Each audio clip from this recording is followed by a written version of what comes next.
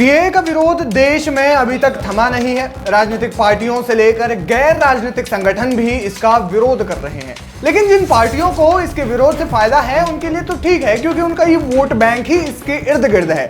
लेकिन कांग्रेस पार्टी के लिए सीएए का विरोध करना उनके गले की फांस बन चुका है, उनके गले की हड्डी बन चुका है, जो ना निगली जा रही है और ना ही उगली जा रही है। क्योंकि बीजेपी इसे चुनावी मुद्दा तो बना ही रही है, लेकिन हैरानी की बात यह है कि इंडी गठबंधन के दल भी इसे चुनावी मुद्दा बनाने से पीछे नहीं हट रहे हैं, मतलब इसके विरोध में। मतलब साफ है कि वोटों का ध्रुवीकरण होगा जो फायदा बीजेपी को देगा। सीएए का विरोध सबसे ज्यादा बंगाल में हो रहा है, जिसके बाद केरल में भी इसका पुरजोर विरोध चल रहा है। वही केरल जहां के संसदीय क्षेत्र वायनाड से राहुल गांधी अभी सांसद है। सीपीआईएम के नेतृत्व वाले वाम लोकतांत्रिक मोर्चा कानून के विरोध में पिछले सप्ताह से रात में मार्च लगातार निकाल रही है। इसके अलावा केंद्र सरकार का जमकर विरोध वो कर रहे हैं, कांग्रेस से अलग होकर। अब ऐसे में कांग्रेस के लिए समस्या ये है कि इसका विरोध करें या चुप रहें, क्योंकि अगर कांग्रेस विरोध करती है तो हिंदू वोट बैंक का ध्रुवीकरण होगा और अगर चुप बैठती है तो मुस्लिम वोट बैंक निकल जाएगा। ऐसे में राहुल गांधी के लिए असमंजस की बड़ी स्थिति है, क्योंकि वायनाड सीट पर उनके लिए खतरा साबित हो सकता है। केरल में वामपंथ का अच्छा खासा वोट बैंक है, क्योंकि वहां पर वामपंथी सरकार है। केरल की वामपंथी सरकार ने सीएए कानून को चुनौती देने के लिए सर्वोच्च न्यायालय का रुख किया। केरल सरकार ने सीएए नियमों का असंवैधानिक बताते हुए कहा कि धर्म और देश के आधार पर वर्गीकरण भेदभावपूर्ण, मनमाना, अतार्किक और धर्मनिरपेक्षता के सिद्धांतों का उल्लंघन है।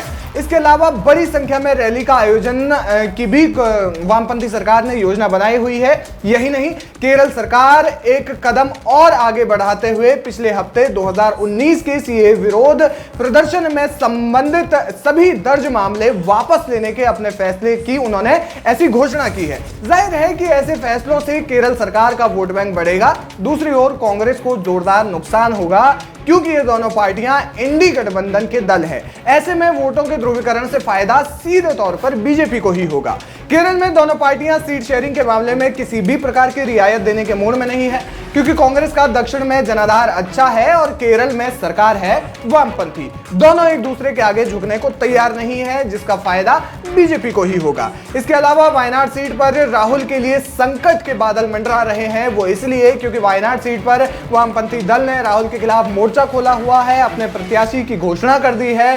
सीपीआईएम अपने चुनाव अभियान में लगातार सीएए पर ठंडा रुख अपनाने के लिए कांग्रेस पर निशाना साध रही है। भले ही राहुल गांधी के लिए वायनाड सीट देश की सबसे सुरक्षित सीट मानी जाती हो, लेकिन राहुल गांधी के खिलाफ मोर्चा खोली हुई सीपीआई इस सीट को हर हाल में जीतना चाहती है। इसके अलावा केरल के सीएम पिरानाई विजयन कांग्रेस पर निशाना साधते हुए उन्होंने ये तक कह दिया कि सीएए के विरोध में कांग्रेस ने आवाज नहीं उठाई और सीपीआईएम अकेले लामबंद है। तो ऐसे में कांग्रेस और बीजेपी में आखिर क्या फर्क रह गया, क्योंकि उन्होंने दिल्ली दंगों के समय भी वामपंथी सरकार ने पीड़ितों के वो समर्थन में दिखी थी। यानी कि लगातार जो है वामपंथी सरकार राहुल गांधी और कांग्रेस के खिलाफ लामबंद हो रखी है।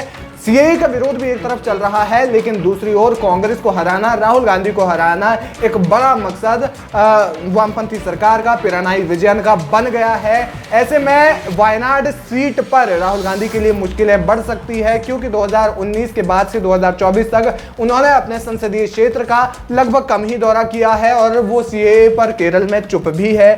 ऐसे में उनकी चुप्पी उनके वोट बैंक को जाहिर तौर पर तोड़ सकती है। हालांकि राहुल गांधी ने बड़े अंतर से जीत दर्ज की थी, लेकिन चुनाव में कहते हैं कि पावर जो है वो इटरनल नहीं है, ये पावर कहीं भी खिसक सकती है, जिसका फायदा सीपीआईएम को मिल सकता है और सीपीआईएम के फायदे मिलने से सीधा जो नुकसान होगा वो कांग्रेस को होगा, जिसका फायदा बड़े स्तर पर बीजेपी को होना तय है। क्या कुछ कहना चाहते हैं आप इस खबर पर, हमें कमेंट करके जरूर बताएं।